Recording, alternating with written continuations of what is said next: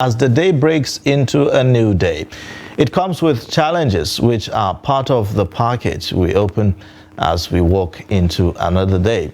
Now, for Nigerians, the removal of the subsidy on premium motor spirit PMS has brought with it enormous challenges in everyday living. Some economic watchers hail the action, saying that it is healthy for the country's economy, while most Nigerians see it as the worst nightmare they hope to wake up from. It is true that for every challenge, there is an opportunity for growth.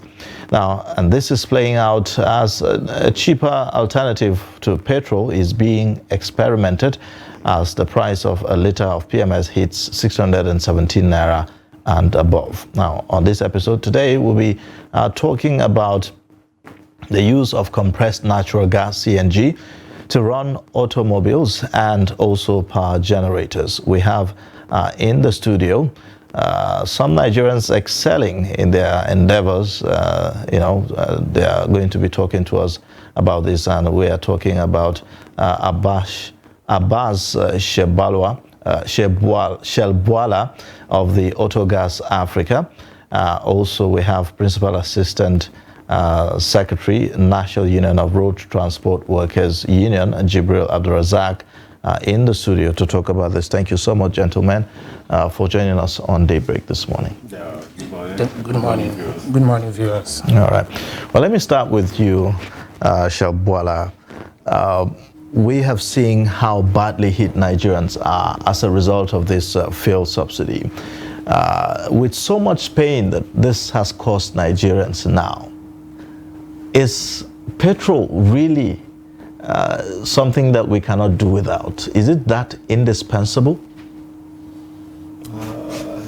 Petrol, I wouldn't say it's completely indispensable, but this is how I look at it. It's about an energy mix. It's about having alternatives, right? Auto gas, particularly CNG, provides an alternative to petrol for running vehicles, automotive engines, both vehicles and generators. So immediately taking PMS out of the equation completely might not be possible, but a certain percentage of it can go to gas. The usage, that particular usage that we have for PMS, we can alternate it with CNG, which provides not just a cheaper option, but also a cleaner option. Cleaner not just only in terms of the environment, but also in terms of your engine. Because it's a cleaner fuel, you have less combustion, your engine lasts longer, your plugs, you need to change them less, and your oil lasts longer. So we have an alternative to PMS, All right. which is autogas. All right, Mr. Inua. Earlier before the show, you were telling us that there's been a drop in passengers that now travel and all of that. Yes, he says there's an alternative. And I have seen reports where IPMAN says he plans to install compressed natural gas dispensers across 30,000 fuel stations across the country. And then and it will come at the cost of 100 to 110 naira per liter. When Nigerians hear things like that, at this point they'll be excited. But then how soon can that happen? Yes, he says an alternative, but how soon can we have this alternative? Thank you very much. Good morning, viewers. I tend to disagree that petrol is, we can just take it away completely. We may recall, subsidy was removed, partial removal in 2020 by the former administration, and then committee was set up, comprised of even the Nigeria Labour Congress, which we are affiliated to, and immediately the National Union of Road Transport Workers engaged professionals, consultants, to the leadership of the union procured land in 5 geopolitical zones. The reason why the 6th geopolitical zone, which is the Borno area, was because of insecurity, and trying to get financial to develop the CNG. Till today, You may recall even the government promised to open CNG stations, and none of it is available today. So I tend to disagree that the PMS is still an alternative. But if the government want to remove subsidy, I think there are some certain things to be done. How long will it take Ipman to build the gas stations? I don't think that is an alternative for now, because the cost of conversion for a 4-plug engine is around 450,000. Yes, what I have here is cost of a conversion for vehicles is between 300,000 to 400,000. For tricycles, between 100,000 and 200,000 naira. For vans, truck lorries, 18 million naira. Perhaps is an old price. Yes, that was before the devaluation of the naira. Yes, for now, for a small vehicle is 450,000. And don't forget, some of our vehicles are on hire purchase. You buy Hummer of 22 million, you use 450 to convert. When are you going to finish payment? So I tend to see that the government, in the past government, they are not serious with this, because we have engaged NNPC several times to come and assist us in some of the mega stations, so that we have these CNG stations. By then, the union leadership signed an agreement with a consultant, I don't want to mention them so that will not be as if I'm doing advert, to help us convert at affordable rate, so that the union will be paying back instrumentally. But today, 2020 to now. In that same 2020, in November, I recall that the federal government revealed that they are going to, through the National Gas Expansion Program, they are expecting to deliver 1 million vehicle converted to CNG by the end of 2021. That's one promise by the previous administration. We also had this promise by the DPR to set up 9,000 installation facilities for gas products in filling stations across the country.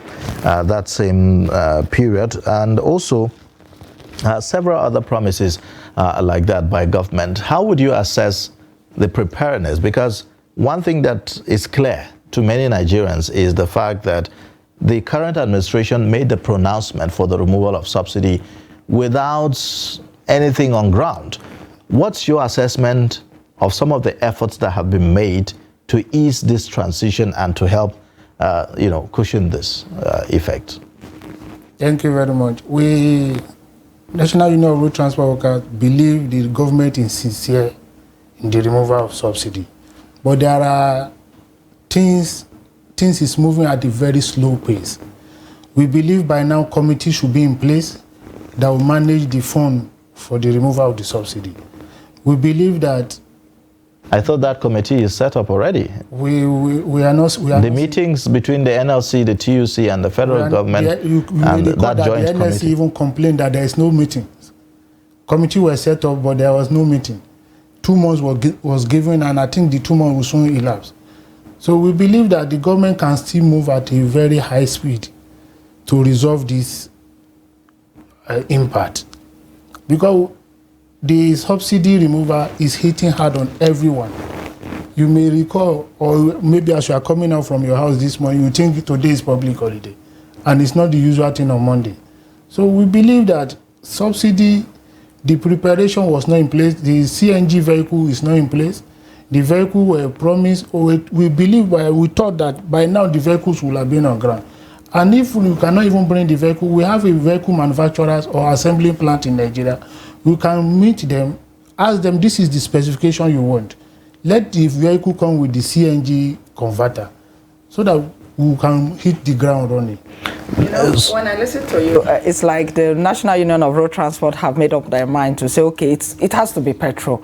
There is no alternative. I mean, this has happened. Subsidy has been removed. And let's imagine that it stays this way. I mean, we don't know. But let's imagine it stays this way. How best can the government go about ensuring that this alternative is provided?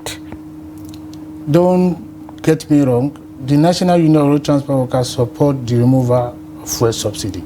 However, the timing is not right. For our members, we are running out of business. For private establishment, they are running out of business. That is where we feel the impact. And it goes across all the sectors of life. But we believe that the President and Commander-in-Chief has good plan for Nigeria. Yes, all the candidates agreed that subsidy is not sustainable. But when it's not sustainable, what are the programs to cushion the effect? Okay, if you may, what can you tell us about the vehicles that were given to the NLC? I know you are not, but you are just partly affiliated to the NLC and all, but we understand that in 2020 also, there were CNG vehicles that were donated to the NLC by the federal government. What can you tell us about that? I only heard it in the news. I've not seen anyone. I only know about CNG vehicle for the office of the Secretary to the Government of the Federation, which I used to see in traffic. So I'm not aware of that. Okay. And please don't forget, we have even engaged the government before that even if the CNG vehicle cannot be accessible, what of electric vehicle? Electric buses. Okay, that's another one. Shabalwa, there are so many other options. Can you take us through what are the other options aside CNG vehicles? What are the other options that are available for Nigerians in terms of fueling their vehicles? Okay, thank you. Aside from CNG, but for now CNG remains the best. We also have LPG. You can run your vehicles on LPG, and just like you said, another alternative is electric vehicles. So those are the alternatives we have for running your vehicles for now. But then throwback now, I want to highlight some things concerning the throwback to 2020 when the National Gas Expansion Program was launched, and concerning the buses you are talking about. What I'm sure of is that at the day of that launch, there were already like 5 buses. There were 5 buses that were converted to run on CNG that were handed over to TLC. There was a plan for 105 of them to be given to them. I know about the first 5 that were given to them. I don't know about the rest. And since that time, even as at that time, there has been a 250 billion naira intervention fund sitting at the CBN that is meant to fast track this gas transition that we're talking about. It was supposed to go down through the whole value chain, from even manufacturing, local manufacturing of components for the whole, not just auto gas conversion, for even home domestic use of gas. And it was supposed to be a loan that could even afford maybe transporters, marketers to convert their vehicles at a single digit. It's also supposed to be a support to independent marketers for them to be able to establish those CNG stations. I can tell you for sure right now there are 2 from the NNPC side of it. I know there are 2 LCNG stations that are being built, co-located. One is here in Abuja and Lugbe, and then one is in Hotoro, Kano, of which the civil work has at least been completed. So just like he said, a lot of these interventions exist, but for whatever reasons, I don't know why those things are taking so much time to be put in place, because these were actually supposed to be prerequisite to removal of fuel subsidy, from what I understand. These things were supposed to be in place, these alternatives, because aside from that, we even also have issues like the skill gap. You need time to train the technicians to be able to do these retrofittings and the conversions, and to also be able to do those maintenance. This was from 2020. These things were supposed to have been done prior to the removal of subsidy. Just like I believe the Dangote refinery should have come in place before we removed the subsidy. Okay. I mean, quite a number of issues really, and if you look at some of these interventions, it's quite sad. But where should we be going from here? I mean, the government have decided, they have removed the subsidy already, right? Do you think that there should be a reversal of this process and then perhaps wait until when these things are put in place? Unfortunately, for my own personal opinion, I really don't think we should go the way of reversal. But I just think we should fast-track issues that are meant to give us the full benefits of the removal of this subsidy. Because one, you can imagine the number of jobs that will be created by even conversions and the whole gas value chain right now. And one thing I know is that Ipman have promised that they can co-locate CNG stations, and about 9,000 of their stations I think they've mentioned, and I think they're getting funding from African Development Bank. So sometimes I look at these things like maybe the chicken and the egg something. Do you really wait until all the conditions are in place before you do these things, which might take forever, I don't know? Or do you just get in and then find your way out? Mr. Michel Boala, you talked about the skill gap. You talked about a couple of other stuff. Now, in 2020, the government said 1 million vehicles will be converted to run on gas before the end of 2021. That didn't happen. Now, the subsidy removal is already biting very, very hard. So if you now say that, okay, Ipman has promised this, how long is it going to take? Let's imagine that that's the way to go. How long will it take before Nigerians get some kind of relief, before the CNGs are going to run and then Nigerians can actually use that as alternative? For me, if I would say, I think a year is enough, right? So that we see that full impact. If really, all hands are. You really believe that this kind of situation can be sustained for 1 year before we can have that? Not at all. What I'm saying is, right, to get those things right. But for now, since we've gotten into this situation, I think it's short-term measures, some palliatives that we need. And part of it still coming from the angle of the auto gas issue is we already have, Lagos has bought in like, I think over 100 CNG powered buses already. There are alternatives for public transport.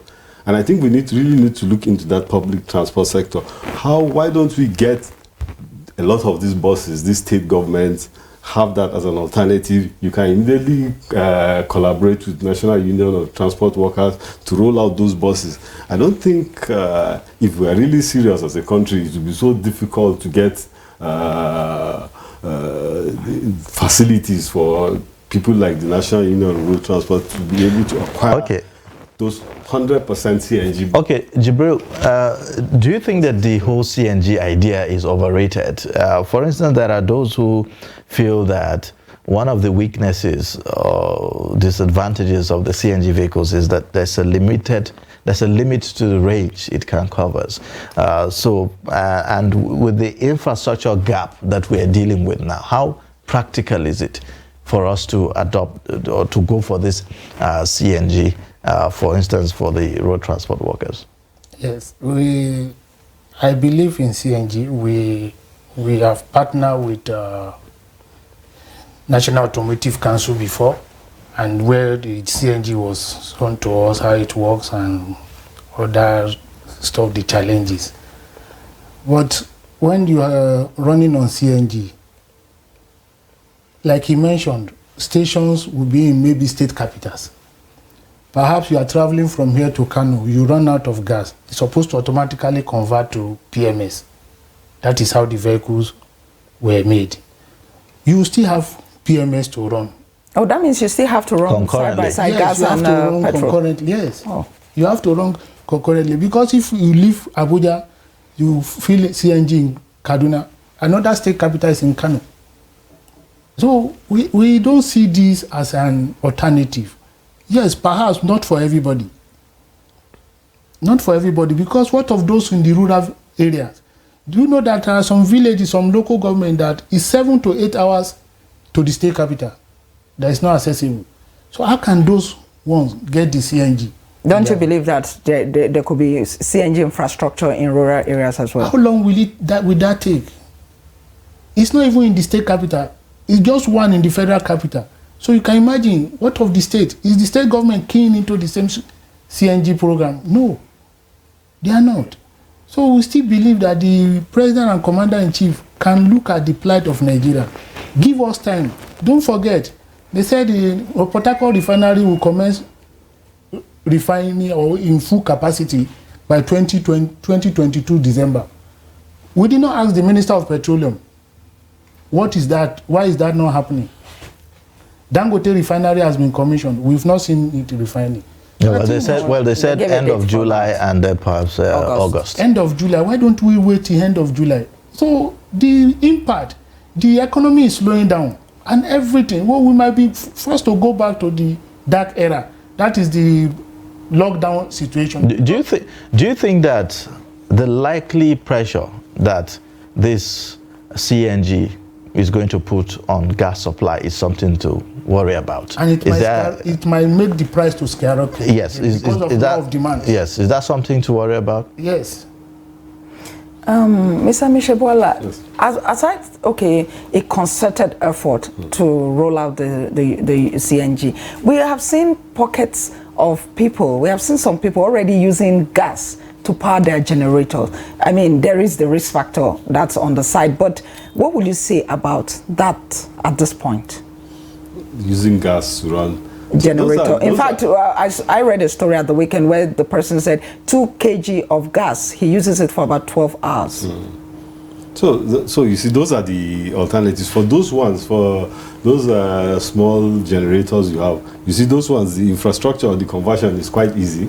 So you can it's like just plug and play. So already people have been using that. So that is a very good alternative. And in terms of safety, they have very good safety records. But gas is highly inflammable. Sorry. Yeah, gas is inflammable. The gas to power generator is LPG. And LPG is about 600 per kg. So for power for 2 is 1,200 for 2 hours. So what is the difference with the petrol? But CNG is what we are talking about. But for the present one that the people are converting to use for generator is LPG. And it's about 600 per kg. Yeah, but that kg is... But he says he can use 2 kg for 12 hours. You cannot use... I doubt. That 1 kg is like 1.8 or thereabout liters. Okay. 1 kg is not equal to 1 liter. Okay, Abbas, we also heard from the NNPC that announced that it plans to install charging ports across its filling stations nationwide.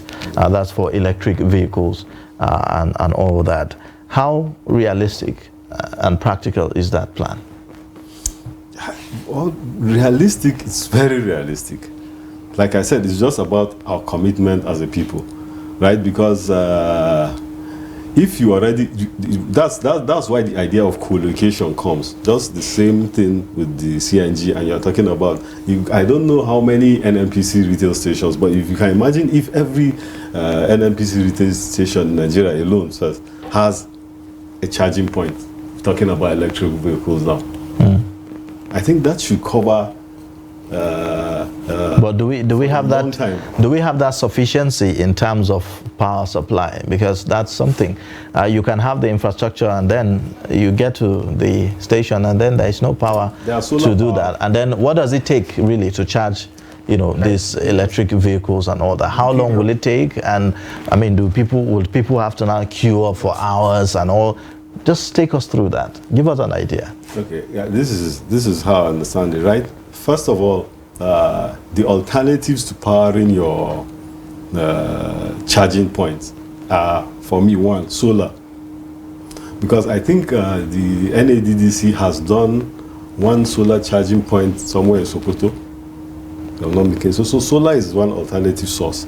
Then secondly, CNG itself is another alternative source of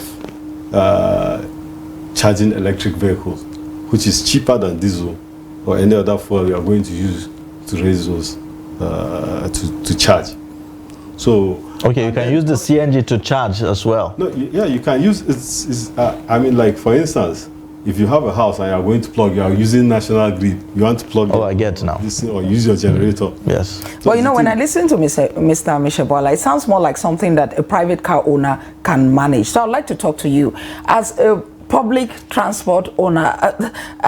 How convenient would that be for people who are maybe taking people from Abuja to Lagos, Abuja to Kano, and all of that? It's not convenient. How many power stations that will be in a NNPC station for charging? And by our understanding, he was at the National Automotive Council when it was demonstrated for us. That was where we met the other time. It's charged overnight. And do you expect people, just like the moderator said, you come and park your vehicle and queue, everybody will charge to until it's full bar. So me, I don't see it as an alternative. And when it's full, how long will it last? How long will it last? And there will be wear and tear, just like our mobile phone. At the first time you purchase the phone, maybe it lasts you for an hour or 12 hours. As the phone is getting aged, you see that the hours you charge, the battery will not sustain you. So how long are we going to be stuck? Maybe you are leaving Abuja to the Lagos, you will be stuck in Ondo State looking for where to charge your vehicle. So I don't see it as an alternative. But then perhaps looking at these options in concert, if you look at all these other options and say, for instance, you have a vehicle that has a capacity to use the CNG, that is also an electric vehicle at the same time, and you know, electric vehicle can also, I mean, just a hypothesis here. Is it possible to have a vehicle that has all of these options? You can use the CNG, is also electric, you can use PMS and all. Will it make any, I mean, is that practical? It's not on the scene right now, but I would doubt if it is not possible. And then talking about the electric vehicles, the batteries running down, yes, but they are more efficient batteries, one. They are faster charging points, you know, that don't have to, you can take an hour. They are faster charging points that give you an hour and you get your, and then you have to think of other costs reduction that has to do with electric vehicles, because it's a whole package you are checking out. You are also checking out the fact that you don't have to do any servicing, you don't have any mechanical parts you need to change on an electric vehicle. You know, it's just the battery and just motor. Okay, maintenance issues. We just watched a report that one of our reporters did from Gombe State, where there's a man that, you know, invented a way for you to use stove using water and all that. And we've seen several of such inventions, you know, across the country and all that. How much do you think that government is doing to harness some of these inventions from individuals, you know, in different locations? In most cases, some of them are actually, you know, not located or situated in a place that you can say, okay, they can by themselves be able to, you know, develop some of these things.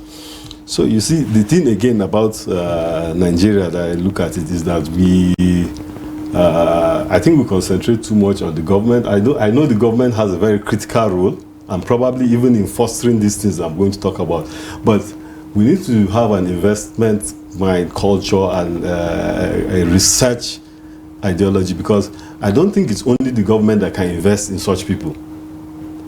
There should be entrepreneurs, there should be people who are ready to see talent, invest in them, and build those talent up. It shouldn't strictly be about government, because this is a business idea. If you can invest into people who have such capacities, I mean, I think the sky is your limit. Tesla that is doing it all around the world, it's not government backed now. They're the ones that have been leading in terms of electric vehicles. It's not government. It's not government. So I mean, but if you look at some of the challenges, like I mentioned, some of them are not in a strategic place where they are visible to perhaps the potential investors that you are talking about and all that. You want to chip in on that? Yes, I think if I want to come in, the government has a role to play. The Borno State government, I watch in a SME program where Borno State government is empowered a young man who produced tricycle with solar panel. And it was the vice president, the former vice president, Professor Yemi Osinbajo, was there to to look at it. But I think government should empower the ministry, any of the ministry, trade and investment or science and technology, to encourage these individuals. Tricycle, I was opportune to see how tricycle were made. It was made by a villager in India. An Indian man, a villager, made a tricycle. And today is one of the most popular means of transportation. So I think government should encourage them. State government, we shouldn't concentrate on federal government. State government should set up committees or whatever, empower them. I mean, I tend to think that those committees are there already. Those, yes, the Ministry of Science and Tech, for instance, is already saddled with that responsibility. We see what people are doing, but they lack fund to develop it. I think if they can harness all these together, we'll move that we can produce vehicle in Nigeria. All right, Jibrin, while we wait for the government, is there anything your union is doing? Because you complained earlier that you're not having passengers and all of that. So is there anything you're doing as a union to tackle this issue on ground? Yes, the president of National Union of Road Transport, Professor Ibikunle Barua, called state meeting after the removal of the subsidy, appealed to state executive to not to increase transport fare astronomically with the percentage of the fuel increase. And he promised that all state executive is going to strengthen the cooperative. But we witnessed the hike in transportation cost. But not as the same percentage with the fuel increase. Well, you are going to carry how many people in the same vehicle? We wouldn't expect the same percentage. No, it's minimal. It's minimal. To be fair, it's minimal. And I want to appreciate the president. So, and to strengthen the cooperative in the state where drivers will have access to maybe tire, engine oil at affordable rate is being subsidized. So these are what the union is doing for now to ensure that to cushion the effect.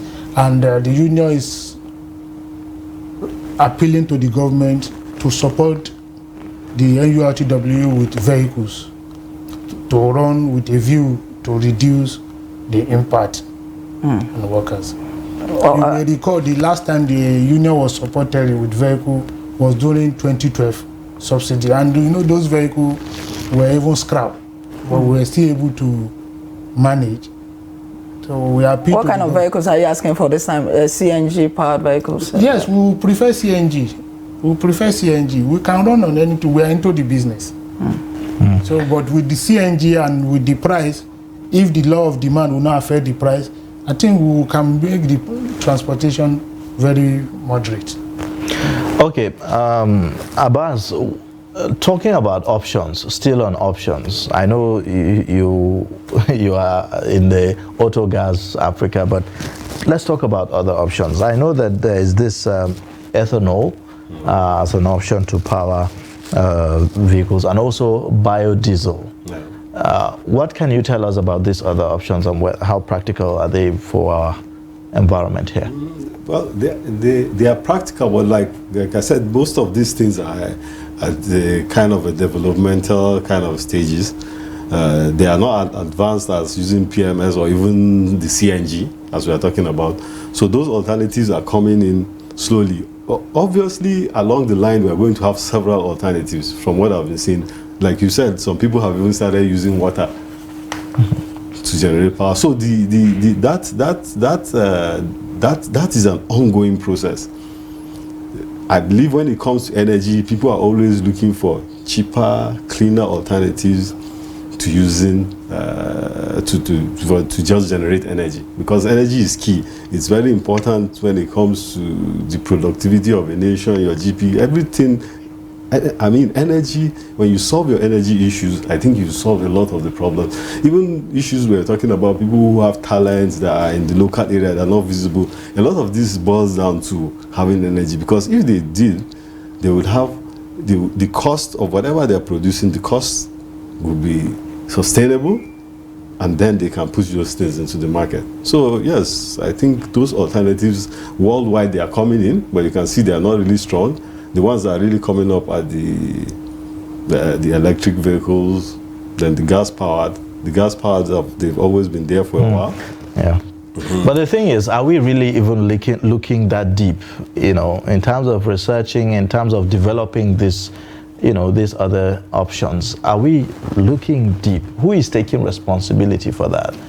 I mean, I don't want to say government before you say we are putting everything on the table of government, but I mean, do we have even researchers, you know, institutions, you know, independent persons who are, you know, doing all that? Because it doesn't look like it. Yeah, because, okay, if you say we don't have individuals, we do have individuals, because the person in Maiduguri that did, that converted those buses, that turned those buses to electric vehicles, is an individual. The guy you talked about from this is an individual.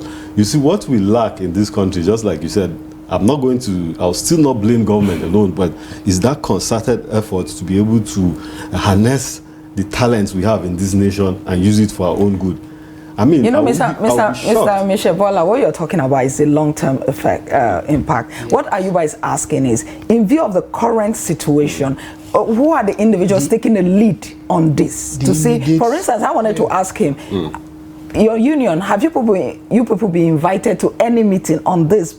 Seeing that you're crucial to the current situation, you move people about daily, right? I'm not aware of any meeting. I don't know, maybe there's any.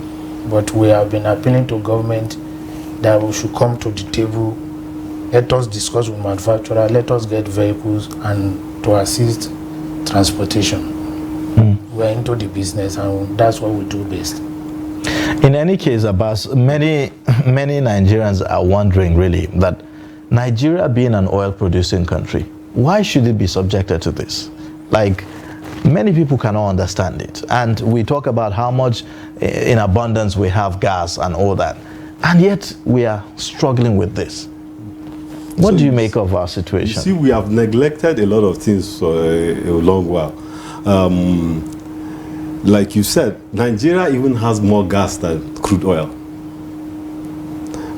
Nigeria has a lot of gas, right? And we have not tapped into it. Most of this, the LN, the natural gas, basically is being exported. Even the little we were, because the gas pipelines don't exist, it's the infrastructure that has been of challenge to Nigeria. And if we talk about, you say we have, why should we be subjected? Okay, that is one of the reasons why we need to actually use this our gas. We have a lot of gas, and the world is going towards cleaner, renewable energy, maybe electric energy at the end of the day. At least for now, that seems to be the destination. So this gas is more of a transition fuel. You're moving from dirty fossil fuel, you use this in between to get to the point where you use electric vehicle. And you see, for us as a country, it is of great advantage because this is the greatest opportunity we have to actually use these our gas resources.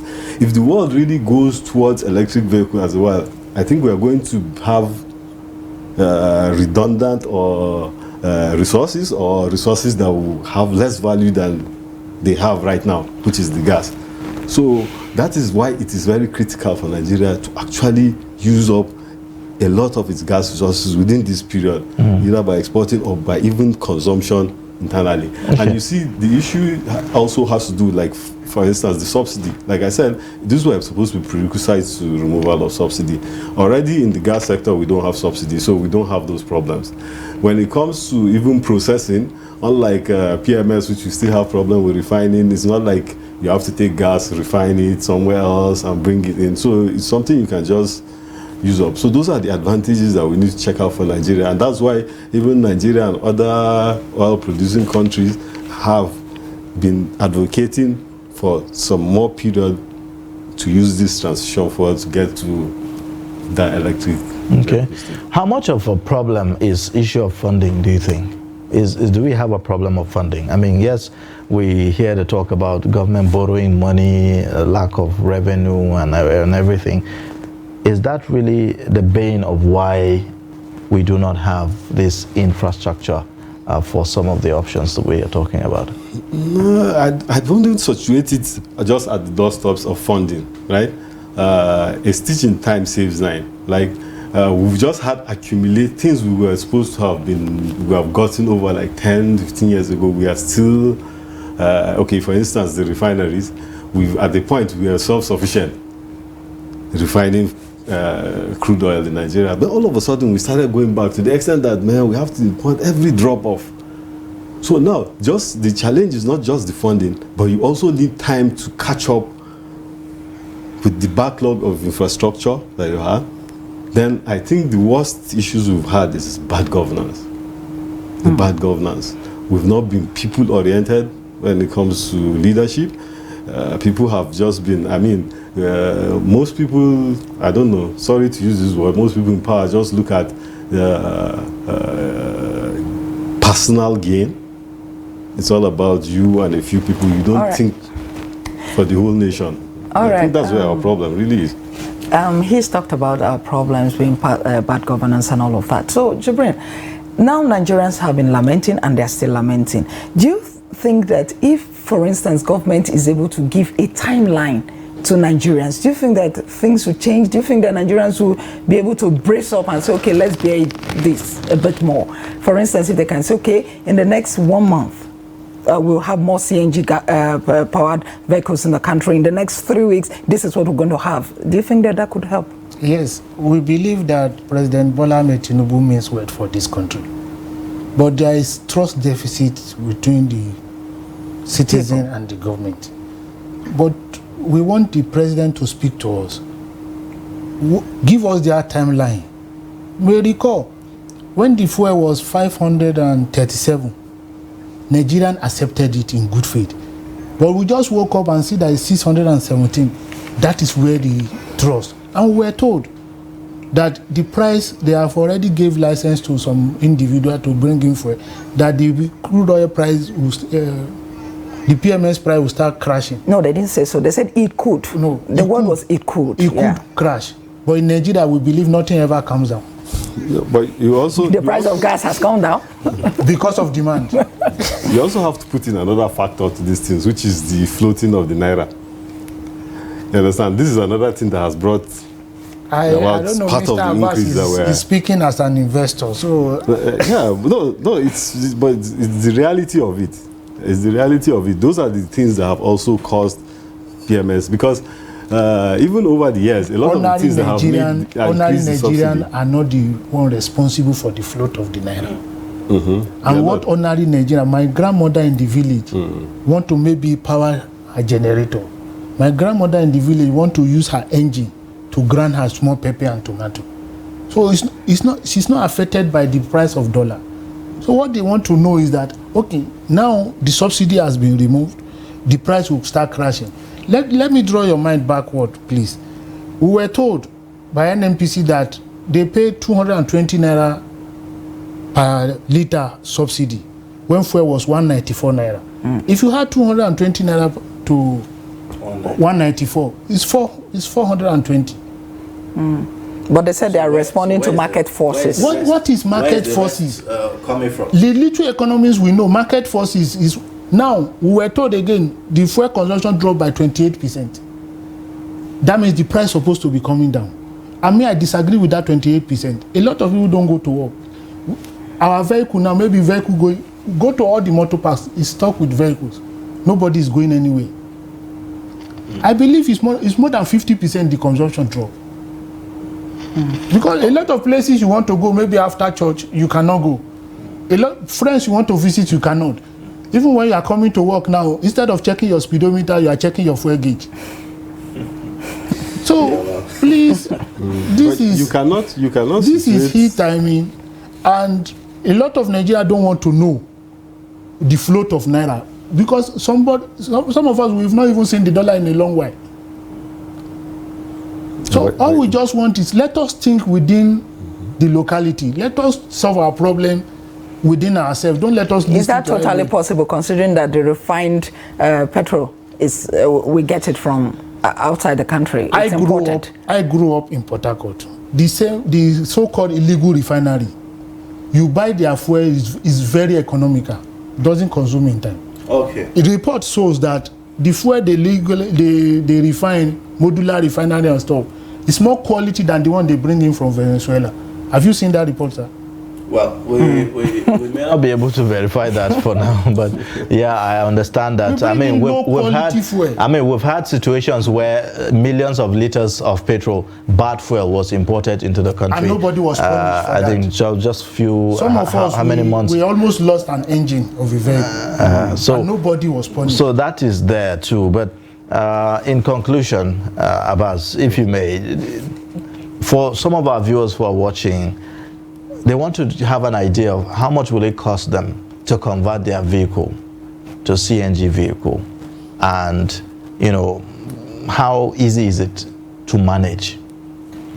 For the CNG conversion right now for a petrol engine, it will cost you like for a four-cylinder, basic four-cylinder car will cost you like 450,000 to convert. So, and the conversion will take a day. Then maintaining it is really not much of a problem. In terms of consumption of the gas.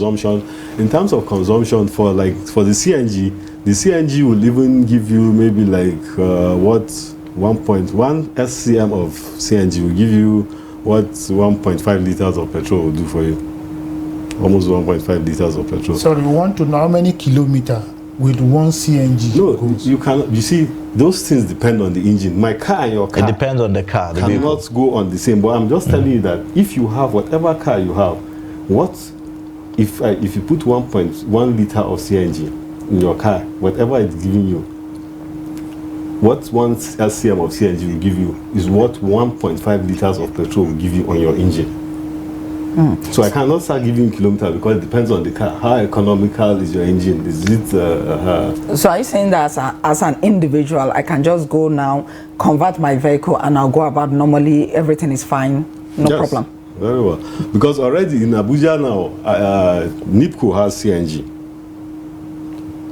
Even it's on airport road.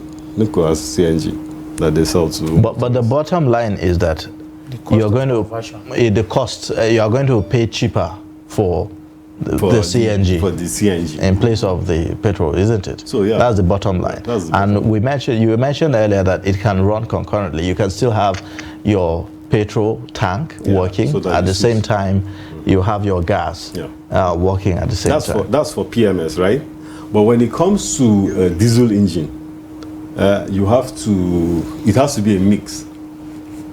When you're running a diesel engine and you do a conversion, though there are two types, right?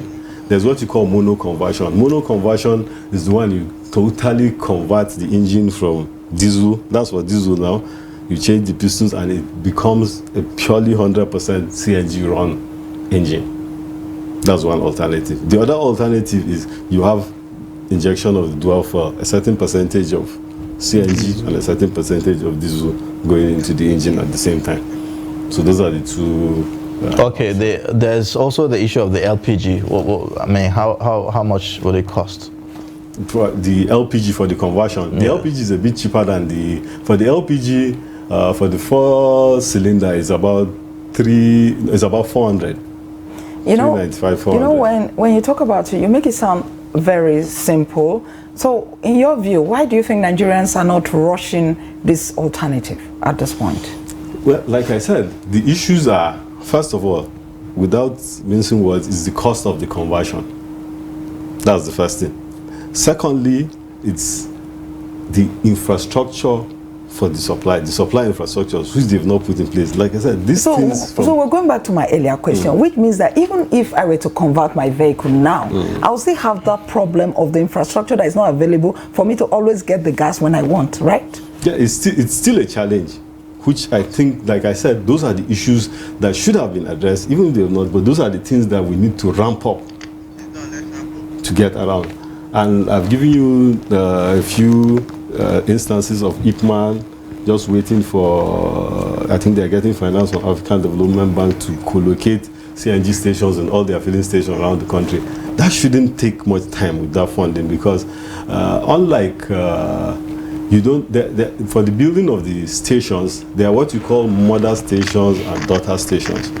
Like the ones like even Nipo has here is the daughter station. All you need is just the cascade for the CNG and a dispenser, and you join it to your filling station. It's almost a plug. It's just like a plug and play thing. So those ones can be rolled out fast. Why we are not doing it is what I have put. I don't want to repeat it, but I'll still straight it with the I don't know, the inefficiencies, the issues we have in this country with driving people-oriented policies. Long-term planning. And there may be the skill gap, like you mentioned. Yeah, the skill gap. All right. Well, thank you so much, gentlemen, for joining us on Daybreak this morning and sharing your perspectives with us on this issue of, vehicle conversion to CNG and other alternatives for fueling vehicles. Abbas Michel Bouala, he is of the Autogas Africa, and also Jibril Abdurazak, he is the Principal Assistant General Secretary, National Union of Road Transport Workers. Thank you. We look forward to having you again on the program. It's a pleasure.